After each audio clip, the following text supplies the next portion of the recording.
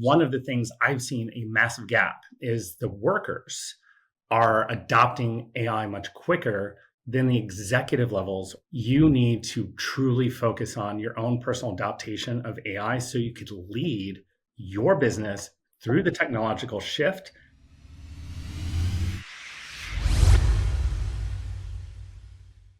Welcome to 2025. I'm excited to have my first conversation of the year with Rob Lee, Chief of Research at SANS Institute. And Rob, we've known each other for a long time. I can't believe how fast the 15 years since we were in graduate school kind of went by. It's been phenomenal to watch your career kind of move into some very interesting areas, probably more so than I can do justice. Very much the same. And so, for the purposes of our conversation today, really looking at trends in security and AI and some of the overlaps, things that you're seeing, things that CISOs and other leaders managing through all this change should be aware of. I think maybe we just, kind of let folks hear you talk a little bit about your own experience, how you got to where you are, and then maybe we start diving in on things that are, top of mind for you going into 2025. Yeah, sounds great. And again, same thing, when you sit there, I remember us chatting about like doing entrepreneurship, and you're saying, I might do this software company and do, code development. And, immediately after school, you getting into Modus. It just, it's really cool seeing kind of where everyone's landed over the years and, significant contributions that they've accomplished, not only in the business, but just, in the overall community, keeping things going. Yeah, I agree. It's, first of all, I can't believe how fast 15 years can go by. The second is, I can't believe the kind of ideas we were pitching then, the kind of things that are happening now would have seemed like 50 years it would have taken to get to where we are now, in terms of tech roadmap. And I think, understanding leading that kind of change is now the type of roles that you're in, that I'm in, that the leaders that we're talking to, both in tech communities and across our customer base, that is a huge component of it. Like the amount of new things and the frequency, the half-life of a new thing before you have to plan for the next new thing is part of the challenge. But yeah, let's just kind of go back to jump. For folks that may not be familiar, kind of coming to this from a corporate innovation or from a software engineering perspective, I'd love you to just kind of give some of your framing for your background and your experience, and then let's jump into the conversation. Yeah, no problem. I could honestly spend 30 minutes on how I went from point A to point B, but the real nutshell is I was supposed to be taking really heavy things that's down here on planet Earth and putting them up into orbit. That's originally what I thought I was going to school for. And because of a color vision issue that I had back at the Air Force Academy, they basically restricted anyone who can't see red green perfectly from going into space operations. And I this is again I think my world's over and all this other stuff, but I got in trouble for doing some side work at the academy into email spoofing and some very basic stuff, and it tracked it back to me, and the story of what ended up happening ended up getting in the hands of several senior generals in the Air Force, and they thought I was some sort of elite hacker. And so I didn't know I was being interviewed by the colonel who's in the eventual unit that I ended up in. And he did a by name selection with the chief of staff of the U.S. Air Force at the time. There's two cadets, and I wasn't like at the top of my class or anything because of astronautical engineering. You're taking 36 credit hours a semester and you just sink, you do what you can to tread water. But again, I was like, probably middle, lower half of the class, and I'm okay with that. Like anyone who goes in, these high, everyone is like a unicorn schools. Not everyone's number one unicorn anymore. So I got recruited in this unit, the 609th Information Warfare Squadron. And I knew nothing about cybersecurity, cyber defense, offensive, other than, and I thought there were books out there. I was like, well, someone's got to know how to do this. And at that point, you had like online, text newsletters, FRAC and a bunch of other ones that were out there. DEF CON was going on in Vegas, but it was much smaller at that point. So I was just in absorb mode and self-teach mode at that point. Fast forward almost 25 years, just points in the career, worked in the equivalent of the FBI for the Air Force, AFOSI. So you end up doing national level intrusion investigations there. Left the Air Force after that because there's really no career field for people like myself at that point, and around 2001.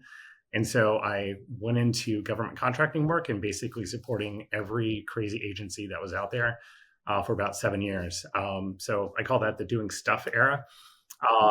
And I actually felt like I was doing more during that time frame than I was when I was wearing a uniform. A lot, is potentially be said for that, but maybe future books might be written on this stuff, but it was really the formation of a lot of offensive and capabilities out there that I think are now, thousands of people, are involved in. I went to a startup at that point, Mandiant. I think I was employee 20, and that's also where I started going to a business school because I had this, grandiose plan that I was going to start my own cybersecurity firm. Everyone was doing it at that point, and that's one of the reasons I went to Georgetown and we met. But as one of my side jobs ever started to occur at this point, I was working for an education institution called SANS, and the CEO of SANS at that point pulled me aside and says, instead of you going out and doing this entrepreneurship stuff outside and starting it on your own, getting VC and all the stuff, what if you do that inside us? We want you to grow what you know in digital forensics and cybersecurity into a full-blown curriculum. And that kind of mindset, and essentially what they were trying to do is saying, we need an entrepreneur, someone's going to go break glass, that kind of thing. And I was like, I don't know if I'm the right person, but I really enjoyed working and making a difference at that point. We were training thousands in the government, FBI, commercial sector, which is really the front line of any cyber, a security thing that's going on. Finance, healthcare, power, utilities. You can't put the military in front of those things to help defend them. And so, to a certain extent, training folks out there on how to do proper cyber defense, I really felt that, we're making a difference. About 5 years ago, they pulled me on as a full-time employee, as I was a contractor up to that point, kind of like developing all this stuff. And so I'm an executive at SANS now on the content technical side. And there's a lot of business people, went to Harvard and a bunch of other brilliant individuals, and I'm working together with them on the making sure that SANS mission and what it's trying to accomplish is we're still landing on that moon and landing on Mars with a lot of our initiatives. We really want to make a difference. We really do a lot for the community. I'll just give you one example. Like, we trained a lot of the cyber operators that were in Ukraine. And in my opinion, it's one of the reasons that they were able to stave off the Russian offensive cyber campaign that started at the beginning of the 2022 war.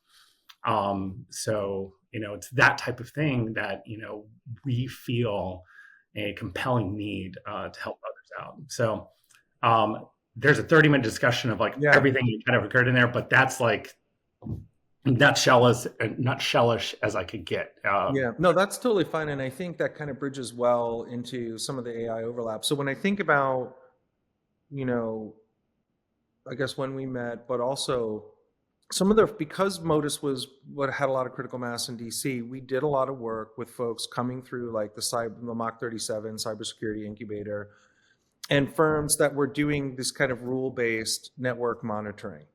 And one of my first forays, this was like before AI kind of was in fashion, this was probably 8-9 years ago, was a company that was basically using machine learning to measure network traffic instead of rules-based, because there was a lot of sophisticated attacks that were daisy chains of benign activities that would essentially be uploading all of your stuff to some FTP server somewhere.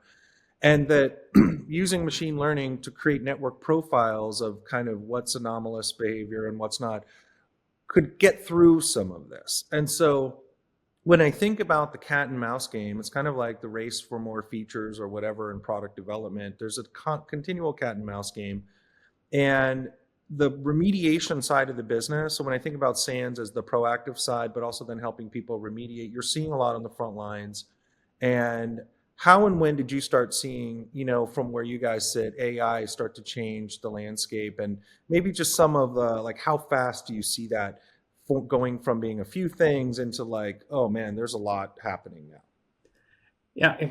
Well, first I want to take a step back, and Yeah. it's kind of ironic you sit there and like use the term AI, and I have to, when I'm giving presentations now, I have to do this big Venn diagram. And I said, I know there's different components out here, deep learning, machine learning, Gen A, AGI, agentic AI. I said, everyone out there, I'm sorry whether to inform you or not, it's rollerblades, whether you call them inline skates or not, everyone calls them rollerblades. AI is AI at this point.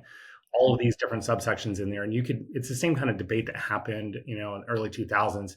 Hackers are good people. They're the ones who, do good, and, they just figure out, problems and that kind of thing. Crackers, though, they're the bad guys. They didn't make fetch happen. Hackers obviously is, the term we kind of like call all the bad guys. So AI is AI. All the things that you potentially, I'm not going to get down into, but you mentioned machine learning, deep learning. And I don't know, what is your thought on that before I continue thinking about this Well, cybersecurity? I'll tell you to my own funny analogy. I went to CES a week or two ago in Oh, wow. Vegas. Yeah. And by the time I had walked from one end of the first exhibit hall to and if you've ever been to CS, they're huge halls and there's thousands and thousands of vendors. Just watching it on TikTok before it got banned. Yeah. So by the time by the time I got to the end of the first hall, I felt like AI's jumped the shark. Like it's AI stickers on everything. It's like basic utility. And there's this kind of, you know, um, just oversaturation of AI right now in the market in terms of like what companies are saying, what they're doing. And then I feel like there's this true under the waterline, like the way in which work gets done is about to be done very differently. The way in which we think about software architecture and how you build digital platforms is fundamentally going to change in terms of approach. And so from my perspective, yes, I feel like pre 2023, I was thinking about it more from you have to be good at software platforms, then you have to be good at managing the data associated to those at a massive scale, then you have to be good at algorithmic machine kind of development, then you get into up here.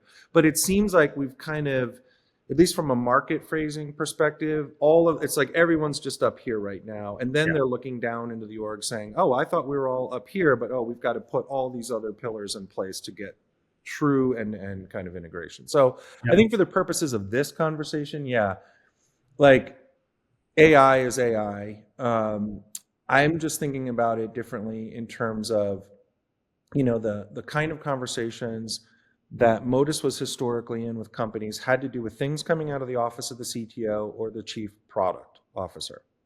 And in the last few years, it started to morph into how do we have capabilities, not just project initiatives, that really get us thinking about how quickly can we absorb and leverage and create advantage with the next new thing. And as it relates to AI, there's the sprinkles of kind of AI on top. How do I add some kind of agent to or some feature to my application immediately? But then there's this deeper underpinning of like, CFOs want to talk to you, COOs want to talk to you and say, how do we actually rethink customer service, end to end? And there's an element of how do we model out what the business needs to accomplish, but then how do we support 60% of that workload with agents as opposed to with human beings? And that to me is like expanding the universe of the kind of conversations that would be limited to a traditional product development, platform development firm. But even within our own tradecraft, I mean, even within our own business, we're having to set, company-wide initiatives to say everyone's personal learning journey has to have some level of where are you right now, benchmark yourself, where do you need to be? At your department level, what tools are enabling what you do, and what are the standard operating procedures for that? And then at a company level, every element of how we run our business, there's this overarching thing of if 15% of your cost structure is related to just running the business, how efficient can you make that cost structure with some of these new ideas? And so there's like 3 levels of thinking that executives are having to do that can be overwhelming. And so when I think about it, kind of bringing it maybe back to, how I was seeing it, that's a pretty extreme case, the Ukraine, like to me, that's like you're a call center and now your whole business is fundamentally changed, right? Like an existential threat, whether it's a country invading you and using electronic warfare as part of their strategy, as opposed, which is very similar to, in a business sense, you're a cab company and now there's Uber, right? Or you're a call center and now there's natural language processing and AI, agents. Everyone, in a sense, looks at those CIOs and CTOs and they see that because they have to throw everything at the wall. And I think very few people want to be that level of leader, because that's fundamental business model disruption. And then the second wave is folks that are like, wait a second, I can cut 30% of my cost out of call centers because I can adopt this thing. I'm a buyer of that. And then you have like a certain part of our client base, and sounds like a lot of yours too, is like highly regulated industries that don't want to be the first adopter in a lot of things. And they really want to like, can I wait 3 to 5 years before I have to start making this move so I can see how all that shakes out? And I just kind of wonder, again, in terms of like how you're seeing things when you're interacting in the market, like how many of the people you're talking to are in that, like, it's life or death, we have to figure these things out now or we're totally screwed. And you know what I'm saying? Like, how do you see the market coming into 25 in that way? Well, there's almost two questions in there. Is just like my opinion, and then there, the way the pulse of the industry is going. And again, just to touch base on this, you really hit it out of the park talking about the data science behind it, but you also really moved into the impact it is on every single workflow and every single employee in organizations. So, I'm definitely, when you end up listening to Eric Schmidt and others, who, they get on these podcasts and they start talking about this stuff, and people kind of like raise their eyebrows at some of the things that they're saying. But when I hear this and what I've personally experienced, I am fully in the mindset that it's AI or die. And, I pause there for just a second, because I think this is much more of a massive shift in technology that is going to occur in a very short period of time. And I'm already seeing it, I'm doing things at work on a normal daily workflow that I have people leaning in. It's like, how did you do that? What did you do? It's almost like magician level stuff. And the distance between those who are reaching critical mass and adopting this and trying to try things out, and those are kind of say, well, I'll catch up later, is significant. And so I'm currently giving a presentation, talking to the cybersecurity community about the impacts of this. I could dive into that in a second. But I also mentioned to them that every single individual in here, regardless where you're at in your career, that you almost need to, take a look at AI almost like you do working out or, eating properly, getting enough sleep. You need to start dedicating at least 30 minutes to an hour per day on self-study and self-learning and trying to keep up with where things are headed. There's interviews out there that I see even 2 years ago with leaders in the community, and they ask specifically, if you're a 20-year-old and you're kind of like figuring out what you want to study, really doesn't matter if you're, taking a look at crypto, EVs, all these other things. Those industries are in the, minor billions of dollars. Where AI is predicted to go, we're talking trillions of dollars, and by 2030. And again, you almost have to do the math. It's like, well, billions, trillions, it seems like the same number. We're talking a massive, seismic shift in the way revenue is going to be earned across the industry and companies. So I am really starting to push those in the cybersecurity industry, because I need leaders, I need people who are thoughtful about this and looking at the horizon and wrapping their heads around, how is this going to impact our industry? Because I could start doing predictions the way it's going to impact healthcare, legal, software development is probably one of the first ones, marketing, every single garbage collection, every single job out there. And it doesn't mean that the jobs are going away. It just, what it comes down to, what I believe is that AI empowered creativity in humans is going to drive the technology in the future. And if you are not that human, that is where your potential jobs at risk. And so that's maintaining your eye contact and horizon on the impacts of the way AI is going to be affecting your industry, whether or not you know the data science or whether you know how to code on the back end or if you're using different models. It is, starting to play with it and saying, what am I able to achieve to increase efficiency, productivity, and be able to understand the way that this is changing. So not only you're learning the tactics, you're starting to apply the strategic capabilities. And I'll pause there for just a second because one of the things I've seen a massive gap is the workers are adopting AI much quicker than the executive levels or the board. They're just assuming that the business is going to take off. I am really emphasizing to a lot of executives, CISOs, and it doesn't matter, CTO, CEO, CFO, I don't care. You need to truly focus on your own personal adaptation of AI so you could lead your business through the technological shift that is ongoing today. If you're not that leader, if you've not started to self-educate yourself, your business is at risk, and you cannot rely on a CTO to kind of figure it out for you. You need to be the visionary. You need to be the Eric Schmidt, the Steve Jobs, specifically for your financial firm, your healthcare, insurance. It really doesn't matter. Cybersecurity. If you're not that leader in leading your company through the next 3 years, you're done. And so, a lot of my focus and a lot of my friends, actually, one of my specific friends out there has started like one-on-one coaching with executives just to do that. Hey, I know you only got 30 minutes a week.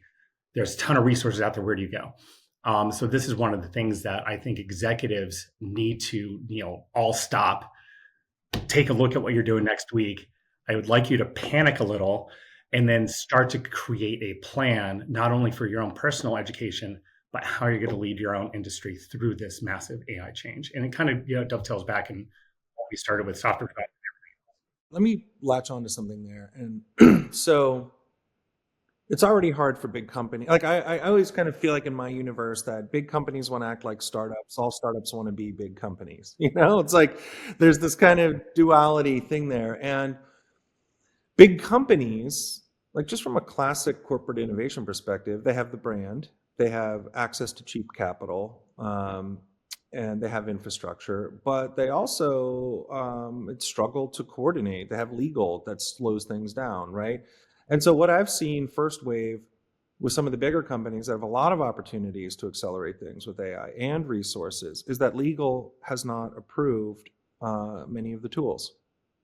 And that the convergence of some highly visible kind of gaffes where folks put very proprietary info into public models, and other things like that. We're really understanding this overwhelming onslaught of vendor-based tools where you don't really know what's in the supply chain of that tool that you're being asked to put some of your data in. So are you seeing some of that? I'll just interject there for a second. That's also a interesting myth. We actually don't know what happens to the data when you potentially put it in ChatGPT. I always argue to the cybersecurity community, I said, okay, go upload something in there, and then 6 months, try to create some sort of output that's based off of that data you just supplied. So the question is, when you end up taking a look at cybersecurity risk, there's more people uploading sensitive data to Google Docs and creating shareable links than in terms of a risk, which again, everyone says, what is the risk? What's ROI? I said, you have more of an increased risk because of Google Docs than you do about ChatGPT. Everyone's in a panic because they're hearing everything is based on training data. You're going to be Googling all the things, but you share one thing and link to a personal email address and it contains sensitive PII data or sensitive company data. That's a greater risk as it exists today. Putting something in Yahoo or Gmail that you're sending around because you want to get around corporate PDFs, searching. Much more of a threat, much more of a risk. And people are kind of like accepting of that risk. Almost like every single time you get into a car, you're driving somewhere, your likelihood of dying in a car is about like 100-fold compared to what you do when you get on a plane. It's even more significant if you say, I'm going to go riding my bicycle and put a helmet on, even with today's, you're willing to accept these risks. Why are organizations not willing to accept the risks, especially if it's a AI or die scenario? I said, you're getting into cars, you're riding bikes, but you're worried about plane travel. So that's what I see right now. So, and that's a great point, Rob. Let me try to frame it this way. Things get done the way people spend money, right? The way in which you procure things will really dictate how they get built. This is how in the software world, analogies from how we did building construction and government contracts became how contracts got written to build software. That's how we ended up with waterfall: design phase, build phase, test phase, et cetera. And in the commercial world, very few companies, in my experience, create these kind of infrastructure projects where they're like, we're just going to upgrade our databases across the board. What they do is they do product line funding. And so there's a lot of product line funding where it's like, well, you got to add new features and also upgrade the database. And if you do it in a way all the other projects can copy, then. And so when you think about certain things in security, in the last 5 years, as it relates to kind of Modus, we shifted from we need to launch a mobile app and we need to understand user behaviors, and it's very much about kind of UX and learning and launching a new thing that generates new revenue, to we have all this legacy stuff and we're a regulated industry and we need to do a security audit of our attack surface, and from there we'll prioritize our modernization journey. And one of the things that companies, I think, and leaders struggle to fund is like just ongoing kind of innovation type activities, or ongoing R&D activities, or attack kind of, or security just for the sake of better security across the the enterprise. So are you seeing kind of like, and I always find myself talking about things like a 70-20-10 budget. You got to keep your lights on 70% of the money. You got to grow the business with 20%. And 10 is like innovation, disruption, and security somehow fits in like, the things that could really bring you down. You have to have a dedicated budget for some of that, or it will not get done on its own. And are you seeing kind of like emergent models for how people are accelerating their efforts to get ahead of the curve in the cat and mouse game in security as it relates to AI? Or people still, to your point, it's a shiny thing, so the conversation is there, but the security basics that would make you have a more safe posture are just not sexy enough to get funded or something until you get hit in the face, right? Yeah, this is, again, it's a challenging discussion. There's a large number of CISOs that are out there that are basically bailing out of their jobs, even though they're executives. They just say, I'm out. There's way too much pressure. You have everyone firing on all cylinders against you. And there's a lot of reasons. That's its own hour-long discussion. But the reason I bring this up is CISOs in organizations that are managing security budgets, there's, I would say, about 20-25% of large businesses or even small businesses that haven't even applied simple multi-factor authentication. And you have the executives saying, well, how do we use AI? All I read about is AI in the papers and everything. And even with my instance here, in which I'm talking about, it's like you need to keep your eye contact and the horizon view on the impacts of AI in your industry, but you still got to go back down to the basics. And so when I'm talking to other leaders about this, I said, there's very similar businesses that you have to potentially convince the rest of the board and the executives, how your function is going to intertwine in your products. A good example is, you could accelerate product releases and not have them secure, and that could kill the, going back to your stuff, it could kill your business, because like, hey, it's insecure, we don't trust it. You almost need to adopt the model that's very similar to the car industry, pharmaceuticals especially. I use pharmaceuticals. Has to be innovative, has to be pushing the line.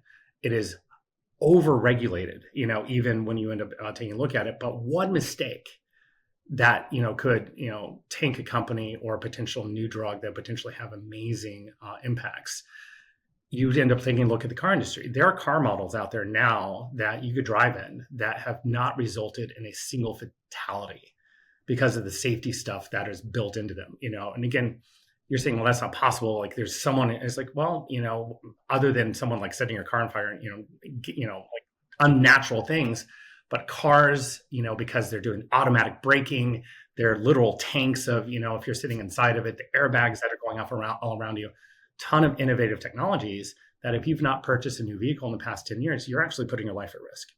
And so these are some of the industries out there. Airline travel is another one. If you had even a small percentage of planes dropping out of the air, no one would want to get on planes. They'd be panicking every single time they stepped on it. These industries, with the exception of Boeing and the 737 Supermax, they've learned their lesson on what happens when you pull back from the, we need to make sure it's safe, the security's in there and everything else, but we also need to be innovative. these industries have to have, complete trust and safety. The same thing is happening in any business that's online, banking, healthcare. If there's a hint that, something is amiss or your data is at risk, it's almost like going back to the early 2000s and convincing grandma to use her credit card on Amazon. It's like, really, it's okay, it's safe. There's like, well, I want to use checks. And checks were more vulnerable than credit cards were even at that point. But you kept on hearing people, compromising credit cards. But even that industry has significantly changed, to where you don't hear about it anymore, because even if you get the numbers, they're useless to you because of the way that the transactions occur behind the scenes. So the only reason I bring up these different things is less about AI. It goes back to the basics, the culture of the industry that you potentially need to take a look at. Use AI to potentially spur innovation and faster applicability of security models to your industry. So you could even ask AI to take a look at your contracts and your policies and see if anything's conflicting. Are we missing anything? How do we do user education? Another analogy I like bringing up is, cybersecurity is almost like a college campus, in which you want to create a culture where someone is walking through the campus and they do not feel they're going to be mugged, they're not going to be pulled aside, there's not going to be a crime that happens, there are blue lights everywhere. You're creating an environment where someone could do what they're supposed to do in their day jobs without feeling that they're constantly under attack or at risk. They want the college feeling that you have, and like, I'm safe here. And I'm not saying every environment is 100% safe. There's always a risk, but there's a general amount of safety, like walking through that, than walking downtown San Francisco. It's uniquely different between both, and you need to create that safety umbrella where people, it's not like don't do things. You need to make sure that in using AI and using the capabilities, they're able to experiment, but also do it with security in there, being able to protect them from, really bad things happening. And it's a really hard mix and a balance that CISOs are being asked to do. And that's one of the reasons it's creating stress. It's like, we want to be innovative, but we need to be safe, figure it out, but we don't want to give you any money. So, and there's like, hey, it was cool to be a CISO. I'm thinking I'm an executive. And then just the pressures, and then also the liability that has been focused on CISOs, and even some of the new regulatory stuff, that you're actually liable as a CISO, if bad things happen. And there's a couple CISOs that are sitting in jail because of the way they testified in front of Congress and, their lack of due diligence. And they were, criminally prosecuted, and they're sitting in jail right now. And so everyone's like, nope, not for me, I'm out. So some of the smartest minds that could be involved in cybersecurity at the executive levels don't want to take that risk. So I'm hearing a couple of things I want to pull out of there, because that was really interesting. A lot of interesting things there. And some of it I want to relate to the book Accelerate. Have you read that book? No. It's the DevOps book, basically. And and the basic gist, so you're talking about, I love the pharma analogy, where you have to be highly innovative, cure cancer, like high impact thing, highly regulated, or to use your other language in the college campus, like safe, right? So that it can be deployed at scale economically. And that triangle is kind of, breaking the old triangle of cost, quality, and speed. And the book Accelerate kind of makes a case that the companies that have the highest speed, the highest quality, and the lowest cost are the hyperscalers. They are the Facebooks and the Microsoft. They're the ones that are like, they are looking at revenue per developer, or developer experience, and these modern platforms to get millions of dollars per software engineering employee, in profit, as opposed to 100,000 or, other kind of economics. And the only way you're going to do that is to change the entire culture of how the organization runs out of the analog world. And because in my universe of highly distributed teams, when I think about culture and that analogy of the campus, it's really like the artifacts, right? What are the visible artifacts of the culture that aren't like just propaganda? You know what I mean? Like posters that say we have a great culture. Kind of thing. Use another analogy on this. Yeah. Why did NASA fail? And again, going back to my own space history, why did NASA fail and SpaceX win? Because of bureaucracy, policy, weight. And it's less about the government. It's just they became a non-innovative group. They were not looking ahead. They were not figuring out ways to make it cheaper. And they had to turn to a commercial industry that was able literally to, do things in the millions of dollars versus billions of dollars, which again, logarithmic shift in terms of cost. NASA's out of the game. When's the last time you heard NASA doing anything cool? Sorry, anyone from NASA is saying we do cool things all the time. So, SpaceX and what Bezos is doing, everyone else. No, they got all the attention. I'm sorry, but again, they're also able to do it at economic scale, innovation, and safe. And that type of analogy is like if you're an organization, and you could go through it like we don't want to be Blockbuster. Okay, that's overly used one. What really is you don't want to be Sears, you don't want to be Kmart. Why the heck is Walmart and Target dominant when you had Sears and Kmart be on every single street corner that was out there? And this is again where you as the industry need to not be NASA and need to figure out the innovation. I know it ties back into AI and security, but this entire level of thought that organizations become paralyzed on because they said we can't jeopardize our current revenue. Sears failed because they were in the credit card industry, not the selling goods industry. And they were tied into everyone has a Sears card, and that's the way we're going to be able to do our revenue. In reality, it tanked them because they could not see the shift in the industry. So we're talking about think about the S curve, right? And the job as an executive is you got to get up the S curve, then figure out the next one, right? And I think to your point, a lot of companies that are at the maturity point, their inability to have any investments looking at the next curve, right? That creates that structural, dynamic. There's this idea that I'll steal from the Accelerate book, which is businesses want maturity. But the half-life of maturity, meaning 25 years, business model that doesn't change, or 50, is now down to like 5. Think like Uber to Uber Eats to whatever they're going to have to do next. And that's fundamentally going to change what it means to be a company, and how to structure these things. And this idea of capabilities as opposed to maturities, I think is a good one. So when I think about AI, or I just even think about in my lane of kind of software engineering product, how automated are you? And you can say, are you using code repos or not? Or do you have full chat ops? There's a way to kind of plot out different steps of what it means to be mature, and then have goals to kind of move up that never ending, ladder, I think, into the next thing. And I think to your point, in many respects, we're in the first kind of year or two of AI. But what I've been trying to reflect back to the execs that I'm talking to is this isn't going to, a year in this economy is like 7 years in the mobile transition from web to mobile. So these years are moving so fast. And some of the best, insights I've gotten from others are, how many people are looking back out to 2040 and say, okay, let's say we get through this initial kind of expansion of the universe phase and now work back from 2040. What if you have full AI enablement in your back office and in your front office and in your clients and trade cloud? What does that mean from where you are?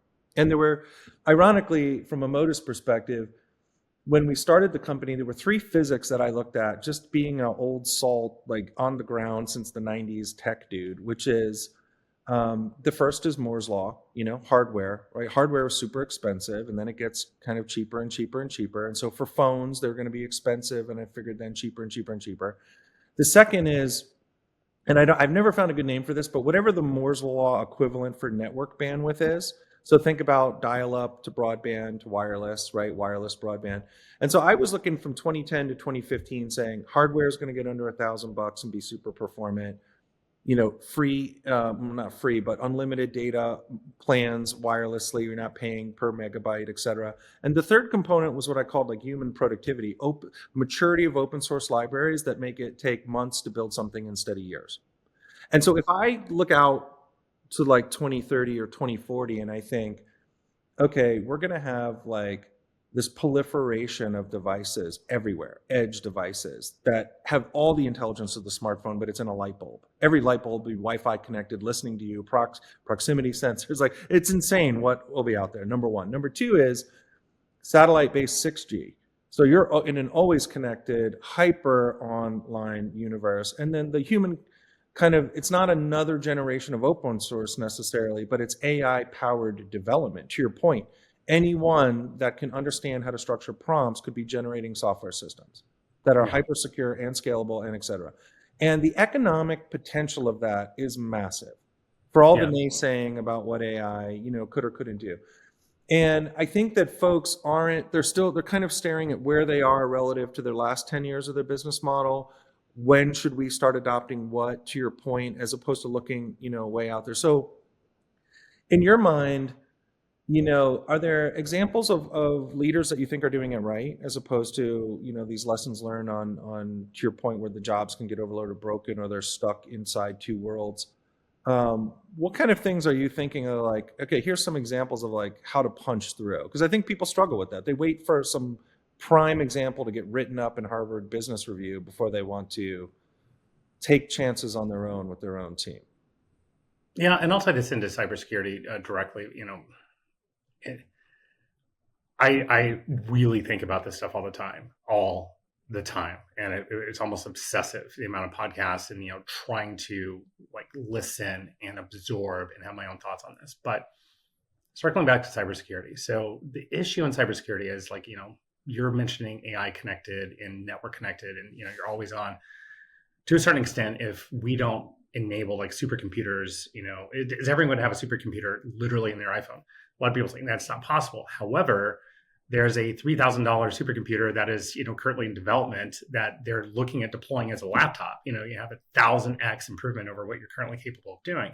This finally breaks through what we currently have as a choke point, is our bandwidth is actually greater than our compute power is able to stand. So again, you're sitting there saying, well, I get like 4G, 4 gigabit download speeds, or whatever is now being offered. It doesn't matter if you have that amount of speed. Your Xbox is not going to be able to process more than 500 megabits, and that's it. And again, no one's telling you this. They're just like selling you speed, speed, speed. But the thing behind the scenes you got to ask is, all these devices and edge things that I'm doing, are they able to even take advantage of this? It's almost like you have unlimited speed limits on the interstate, but your car can only do 30 miles an hour. So going back into a velocity equation here. So I think the thing that's going to impact specifically and cause a lot of people panic, especially AI. Right now, everyone's focused on is Cyberdyne about to create artificial intelligence, and the nukes are 3 minutes from being launched. That is one weird and safety ethical thing that potentially is a lot of the focus right now. The other things out there, like quantum and being able to apply it into like doing nefarious things. But if you're in the industry of potentially applying quantum, think about pharmaceuticals, healthcare, and the rest. You want to apply that compute against finding cures for cancer. Much more profitable. Even in today's world, you end up taking a look at the world dynamics and who's in hegemonies or not. The world political base looks like it's more chaotic than ever. With Russia and what's going on in Ukraine, with China. However, no one has really gone to war since World War II, because there's not economics that are driving that. It used to be resources. Now it's about able to produce and maintain economic superiority, and that's where the conflicts are putting. China wants Taiwan and all these other things. Whether I think that's going to still stabilize, and we're not going to be in these massive conflicts. However, what it has shifted is adversaries really taking advantage of information and networks to be able to maintain economic dominance. Whether it's North Korea investing in crypto, China potentially committing this stuff to espionage, stealing your code, stealing models, improving on them. You take a look at the jet fighters they're producing. Wow, they look just like the F-35. Weird. Wonder how that is. So tying this back into AI, and what I think is going to drive people pausing is on the adversarial side, AI, with especially agentic AI, where reasoning and decision making are going to be able to be implemented inside capabilities that are offensive, are going to increase the overall velocity of intrusions, the velocity of bad things happening. And on the defensive side, folks are going to struggle to keep up. All you have to do is get one foothold inside an organization, drop your agent in there. And everyone's like, well, that doesn't exist yet. It's going to exist. Even if it did exist today, no one is advertising it, that they have these capabilities, but we've already seen a 10x, almost 100x increase in speed of velocity inside intrusions that are occurring today across, every industry. And that's not possible without people really starting to apply machine learning and Gen AI capabilities into their existing, even if it's manual. They're able to potentially do vulnerability analysis, code analysis, find zero-day exploits. And that's another good point, is that phishing up until a year ago was 70% of the source of all intrusions. That has now shifted. 60% of all intrusions are zero-day exploits. Why? Because people are doing source code analysis and saying, find a vulnerable condition. I want to throw a 0 day out there. They're less valuable because they're more throwaway. Punch in, able to take advantage of the organization. And even cyber criminal units are doing this, to do ransomware attacks, moving at velocities we've never seen before. The defensive side is having a hard time to keep up. So when you look at the impact of just cybersecurity on your industry, taking a step back and said, you not only need to innovate on your own product, you also have to take the risk of what happens if we get hit with a ransomware attack.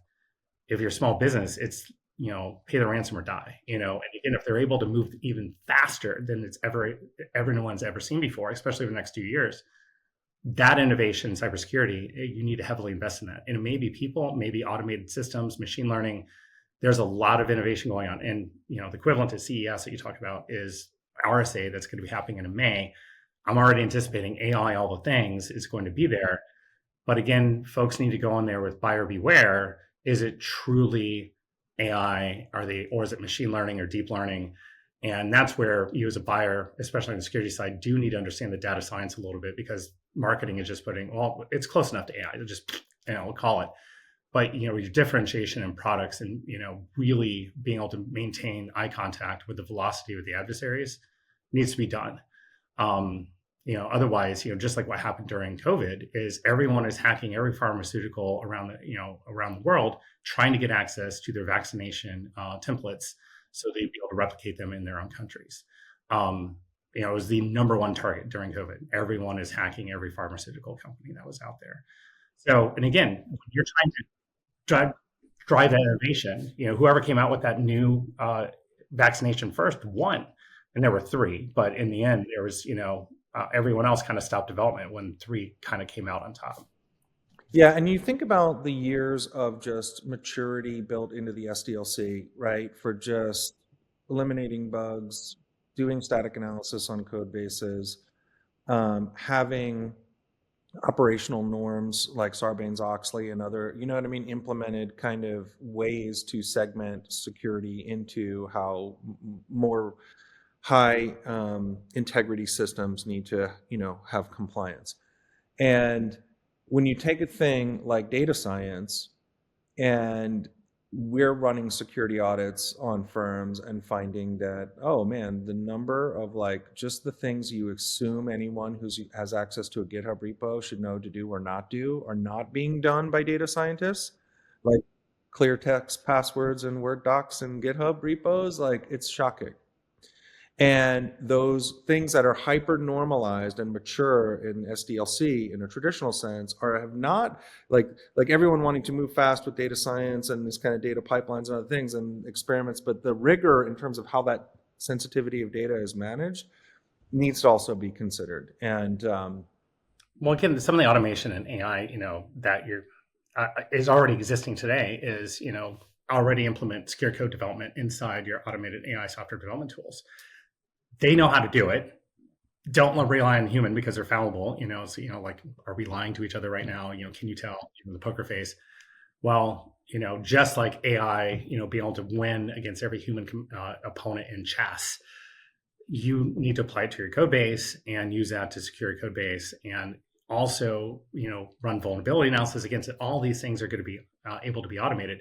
Whereas before, you bring up the point, a human-driven code audit once a year, once every 6 months, you're going to be able to do code audits continuously. That used to be extremely expensive, drive that price down. And you're going to be able to say, as soon as something is pushed to the repo, it is automatically checked, vulnerable, trying to see if the interconnected systems that it's connected to increase a potential other vulnerability. The same thing is going to happen in penetration testing. You might do a regulatory pen test once a year. And that's, where we end up having things in Europe, just came out that push that once a year. That's not good enough. You're going to be able to, with AI, have continuous pen testing against your organization, network and capabilities, all your edge devices constantly. And it's, those who come out with those capabilities first are going to win. Secure code automation, penetration testing automation. These are the things that will increase the cost for adversaries to be able to get inside your organization, not, prevent all things, but things that were extreme cost currently today, because it's a human driven thing. And, these people driving this stuff are PhD level, near genius level individuals. Now you could potentially get that down to almost zero cost. Have you heard the term ephemeral? Like I remember talking to one of my cybersecurity friends a few years ago. He was saying ephemeral architecture, this idea that Mhm.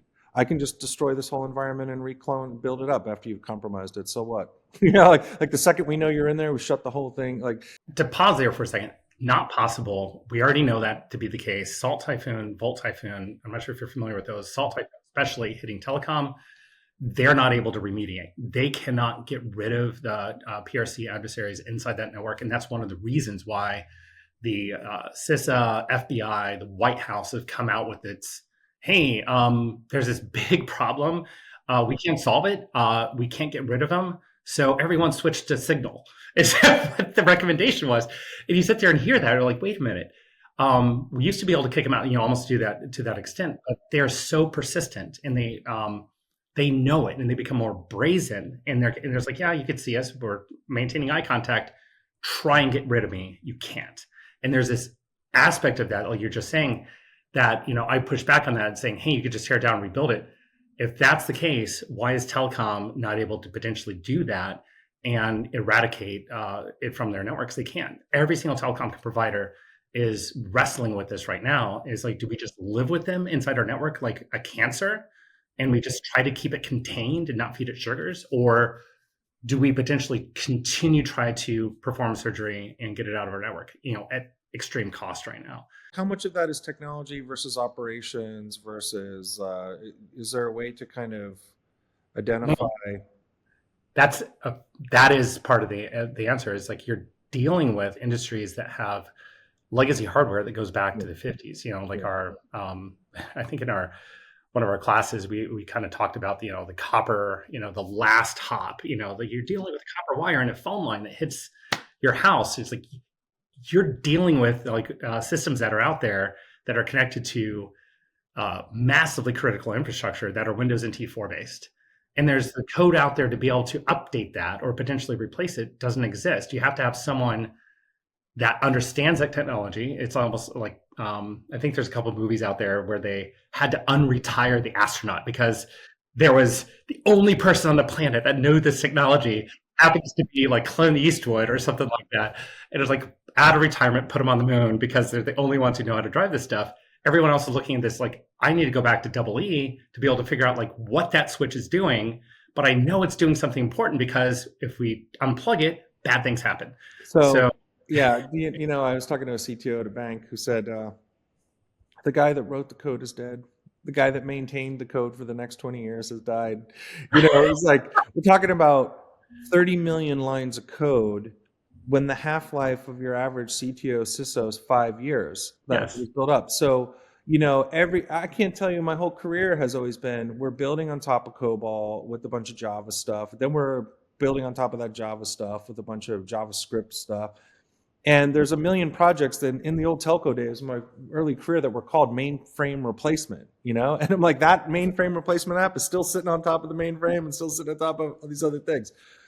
I have heard of a lot of folks experimenting with porting these languages and really doing it, this kind of using AI to do this analysis, but I have not seen it pulled completely off end to end. Well, it's almost like organizations out there that have a blinky box inside their organization, no idea why it's there, but it's an old ISDN line. They're still paying a bill for it because accounting doesn't know what this like weird number thing is, bill that's going out. It's like, okay, well, we'll just keep paying that because we don't know what it's for. And then you have the blinky box. And of course, you go into the network, room and everything else, and everything is shifted over to the cloud, but you still have these blinky boxes. Like, I don't know what that is. The people who knew what it is are gone, as you said, they're dead.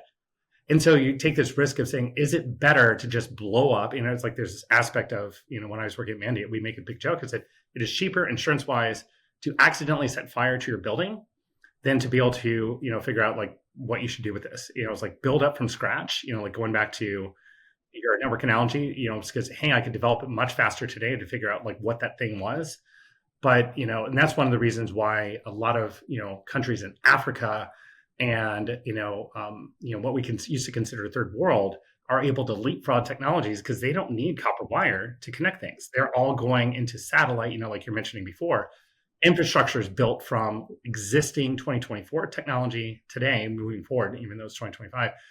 The idea that what happens in the US and other, Europe, Australia, and other, even China, is that you end up having this infrastructure built in the 60s, 70s, 80s, and it is archaic. It's almost like looking at someone, creating fire with a stick and, a bow. And that function still needs to exist because there's no other way to replace the fire making capability inside the organization without like disrupting all the things. You can't pause power for a couple days while we, drop in a new transformer. It is just, and that's the other, just as a side note here, people talk about the explosion of AI. There's a natural limiting factor. I think you're aware of this too. It's why Biden came out with its infrastructure upgrade. You will not be able to hit the logarithmic compute that everyone's predicting because there's not enough power in the United States and there's not enough high-speed transmission lines. Even if you put the data center right next to the power creation capability, those need to be fission-based, coal-based. It goes back into this equation that you cannot smelt iron with wind turbines. There's not enough energy production there. You need to be coal-fired. You need to be something that is like almost archaic. But at the same time, even if we started today and said, okay, we're going to develop 10 fission nuclear-based reactors across the nation to be able to help our energy, that's 10 years downrange before those capabilities come online. Then you need to build the high-speed transmission lines to be able to get them from point A to point B. There's this natural suppression, kind of like we talk about Moore's Law. Why isn't batteries being able to keep up with Moore's Law? You're only able to get like 5-10%, ish. It's one of the reasons why they keep on saying your iPhone battery is amazing. It's able to, it still dies in a day or less, despite the 2007 all the way to 2025, the batteries really aren't that much better. So why are we, there's this natural suppression that's going to occur on some of the compute that's out there with AI that'll allow people to catch up a little bit.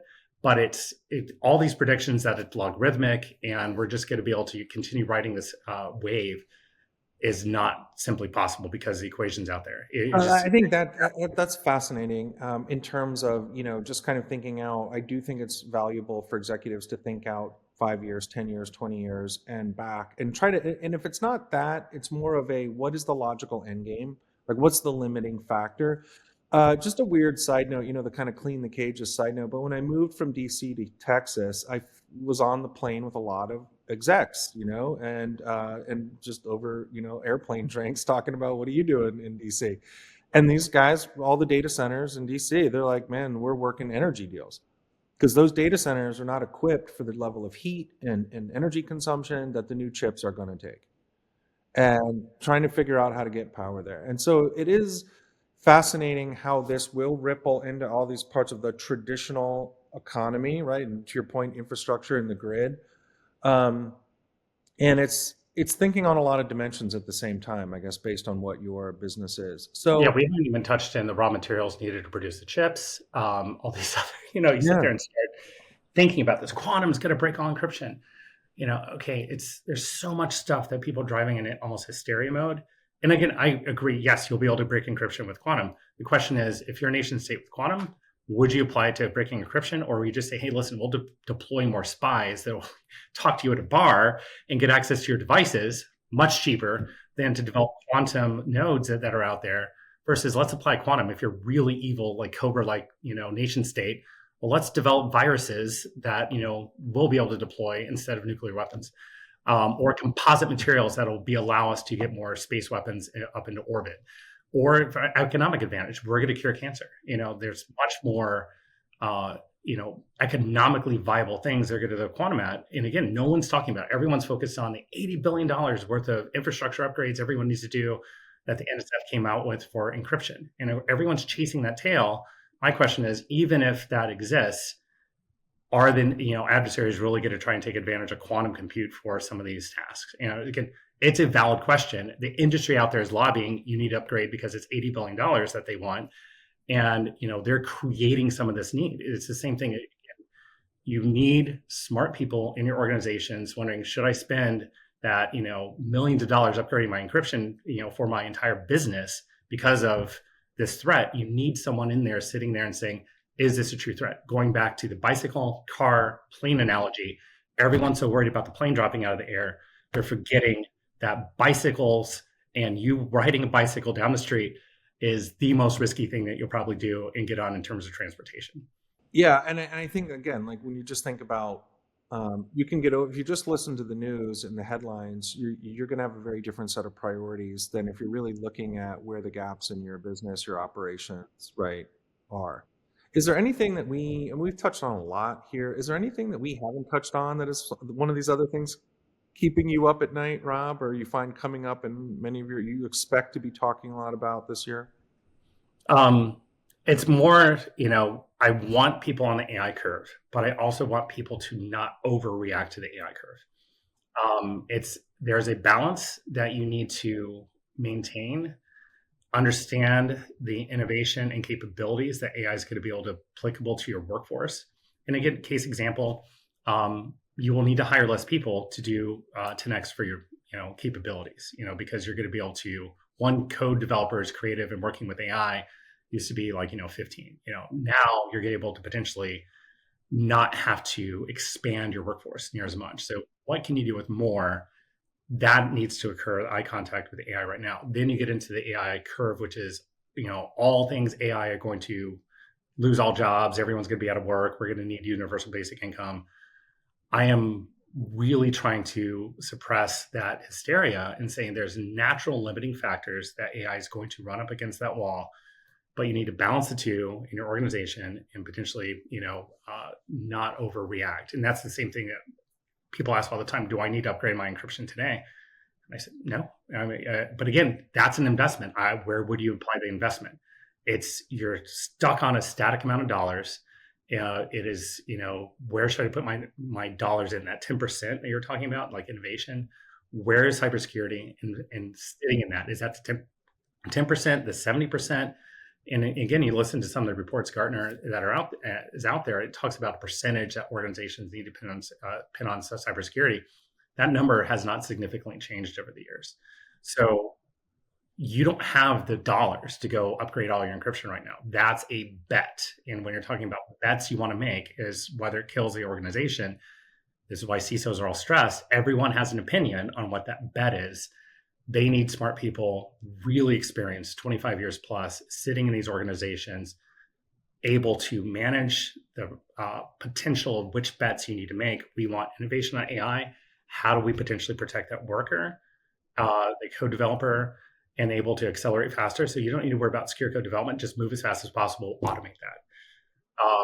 Someone working in marketing is like, okay, so if I write up a bunch of marketing text and it looks fake and it's a image generated thing, will people be offended at that? What just happened with Golden Globe? Someone said half of the script is written by AI. Is that bad or is it good? And so I think the management of the risk associated with using AI, not just from a security aspect, from a cultural aspect, needs to be looked at. That's the kind of thing that I sit there and I wake up at 3 a.m. and say, is AI really about to kill X, or is AI important? Yeah, I think, I try to think about it this way. The more you commodify, like we've made our livings, our companies reflective of being good at very difficult things, whether those are engineering things or emerging technology things that take a certain amount of expertise to develop and applied engineering to turn into value. And the more that you commodify that, the more you open up access, like the more you break the barriers down. Like I mentioned my kind of 4 hours with Haskell experiment that I did, which would have otherwise taken me 4 months on my own, just learning. So when I think about the internet, when I think about this kind of international workforce I have, and folks would, pre-AI say, well, all these jobs are going to leave the US because of just cheaper things. I'm like, well, but you know what, if you give the average person access to all information and very, low cost internet access, it's amazing what people can self-educate and do. And like a decent 30+% of my workforce is self-educated, no formal degrees, world-class engineers on the other side. And I'm not taking anything away from, formal education, but when you think about the creative tools side. No, we should. I'm going to throw that up. We should. My kids, unlike I'm actually completely questioning whether or not you send them to undergrad. Not saying right now that projection is like, this is what you do. I am honestly, they're 6 years off of this already. And is it more viable to send them into like AI 1 week camps and say, hey, listen, no one's really looking at degree programs anymore. Or, but again, I like push on that because even the US government in their tech jobs used to have like cybersecurity, masters, everything else. They've completely gotten rid of the requirement for an undergrad degree at all to sit in these technology jobs. That's gone. And again, anyone could apply for these jobs now, and you don't need a degree. Most HR even talk about them is like, yeah, we kind of look at the degree a little bit. It's more important experience and capability. It's amazing. And so, yeah, I want to take on formal education. I want to take on the schools for like saying, even where my kids are going in middle school right now, are they accelerating fast enough in adopting AI inside the classrooms, or are teachers kind of like, well, talk about a technology is not upgraded in the past 200 years. Like it's the same looking classroom. That's not going to happen in 5 years. The way even SANS what we do in education. So, I pause there just for a little bit because yes, I want, formal education is target number 0 for this stuff. And it's, there's a lot of money at risk. And so everyone's, I think they're moving toward, come to Georgia Tech. It's amazing. You're gonna have a lot of fun.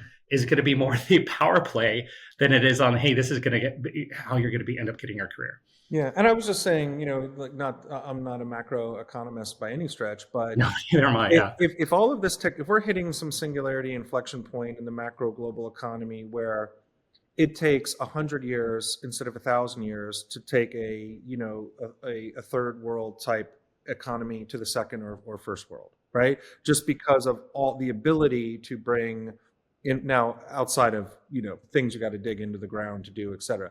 But the amount of consumers that you can create can offset a lot of things, and the amount of, to your point, workforce skills development that can be accelerated with these tools, self-directed personal learning journeys developed by AI, explore anything that you want to, to put your interest into, but also can identify you where an actual sustainable career can be. There's like a universe we can't even fully imagine there. But if I bring it back to maybe we kind of come into the wrap up on this conversation, I'm hearing a couple themes from you, which is very analogous to when I talk to folks that are on the forward side of product. There has to be a passion in the belly, right? Starting from leadership to lead the change. Like you have to really dive. You can't dip your toes into this and get a briefing. You have to kind of jump into the deep end of the pool. And you have to, at an organizational level, I talk about how many bets can you take? How many capabilities do you have aren't tied to specific project funding? Like what's your ability to do research on a thing? What's your ability to launch a prototype? How many can you do per quarter? And there's a new set of metrics of like, how many ideas are getting processed right now? How many are in prototype? How many are hitting, like showing that they can pass the financial hurdles to be put into production at scale? Companies that have the ability and structures to do that are going to win, whether it's on the kind of offensive side of product development or on the defensive side, what you're talking about with the risk side of the business. And it's the same type of a management approach, it seems like. But they can't do it. Most organizations cannot have their existing product innovate a product at the same time. And I go back to even Apple figured that out. It's one of the reasons why Steve Jobs, put developers in a building outside and hung a pirate flag. They couldn't, your existing developers are so tied to their existing production that you literally need to create the pirate flag outside your organization. Say, go figure that out, and without knowing anything about what we do inside right here. I just said time and time again, organizations ask to innovate, management cannot get beyond. It's like, we're innovating, and they tell the board this, and they're, passionate about it. And it is very unique that you actually see that innovation. Amazon's able to do, Musk's organization, Apple, Google, and again, because they've created organizations that are similar to that, look at Google Alphabet and, some of the things that they've done. Innovation is not something you just check the box and you potentially drive by. You need to figure out a way to actually drive innovation and not just say, yeah, we innovate. Everyone says that. You go back and take a look at the NASDAQ, who's on it. Companies used to have a 15, 20-year lifespan on it, are now down to 7 years that you're going to be listed there. Why? Because they're not able to keep up. And despite what the organization's saying they're investing in innovation, they may be doing cool research, just like, Kodak was doing. They came out with the digital camera first. Everyone's like, no, we sell film. We're not doing this thing. How well do you think the pirate flag analogy would fly under a CISO's org? Like, is that, you know what I mean? That sounds like there needs to be some other moniker there. But do you think that approach to, if you really want to innovate within your cyber team, is that something that is applicable to this discussion? 100%. And again, I go back to they're being sold in the entire cybersecurity industry is being sold on products and automation instead of people. I go back to the smartest people that's able to create a smart team is able to innovate on the fly to protect your organization, things that are thrown at it. It's the same thing that happens, why certain combat units are really good. It's like you need the Navy SEALs, you need, the Rangers inside your organization. It's human based, it's creativity led. You have visionaries who are sitting on top of it that leverage tools. You're being sold because of VC and everyone else that, it's, X multiple on the revenues and so forth. Solve it by using our product, not people. And so there's this, dishonor of an equation that's coming out that is trying to convince you and organizations where your investment should go. And their marketing is lethal on these facts. And it's one of the reasons why you need to potentially say, which is more valuable, smart people or smart people driving smart machines? And it goes back to the same AI equation. It's what's going to replace you in your job. And a lot of organizations miss here. They want to automate. They want to potentially say, I want the equivalent cybersecurity to, and again, this is another fun analogy I just thought about, not on this call, but it was like a week ago. I said, there are organizations out there that truly believe that all you need to do is train the human on one button task, do this thing again and again, and like it was very well. I don't need all this training to get from point A to point B. I need just the person to do this task. They're trying to modularize. They want to get it as short as possible. The analogy I said is asking, hey, neurosurgery looks pretty simple. You come into an operating room, you cut into the head, remove the tumor, put it back together, and stitch it. That looks pretty simple. Why, would you ever trust someone doing, a neurological surgery on you that basically is trained to do one thing, or do you have to go through the biological, undergrad, go to medical, go to the residency, order to get all that experience? And what they're asking for, because the level of knowledge necessary to do cybersecurity correctly is equivalent to a lawyer, medical, and all these other fields. It is not easy because the technology is constantly shifting. Human being anatomy is not shifted. It's actually easier in some cases to be a doctor. All you need to do is keep up with the latest techniques in pharmaceuticals. You're dealing with mobile satellites, all these old infrastructure, switches that are tied into critical things that if things go bad, you're done. That level of knowledge, you can't train in a couple weeks. And that's where a lot of organizations are convinced, I just need 1 week of training to get the person to do the one task really good. It's not possible. Yeah, and it's so at odds, right? I mean, again, it's just very interesting how you juxtapose these two things, that we have an industry wanting to kind of automate people out and make things, this one kind of segmented set of repeatable triggered tasks. And then all of this kind of leverage that can be put on creativity and innovation. There's a phrase that we find ourselves saying a lot, which is you manage certainty very different than you manage uncertainty. Yes. And you need a certain amount of open-mindedness and, to your point, a culture of experimentation, but also that people feel like they're doing that within their lane, within their team, like that there are ways in which this is not just two heroes off in one corner and everyone else has just got to be there pushing their button. I think that getting to that is so much easier to say than to do, especially the bigger the company is. And so I guess, just in the minute we have left here, then we boil all that down, Rob, into like, you're talking to a CISO, they're looking at this year. I've heard a lot of things here that cover, all very what is your kind of like, think about this as you kick off? What's my takeaway that I tell everyone right now is do not let others educate themselves on what's coming up and what the technology is and what your strategy and tactics need to be. Is for a CISO or you need to completely focus on educating yourself again, treating AI technologies and strategy and forward thinking like you do workouts. It is, workouts, whether you do them or not correctly, you'll increase your lifespan. If you want to increase your lifespan as an organization and you're sitting in the CISO role or any board role or any executive role, it is now up to you to treat that capability like you would a workout. Every single day, study this and don't lose sight on this. Don't rely on others to sit there and tell you what to do. You need to become the master of this. And it's hard. It takes a lot of time, but it's just like working out. It is never stopping process. As soon as you stop, you become, fat, out of shape, your heart, everything gets off kilter.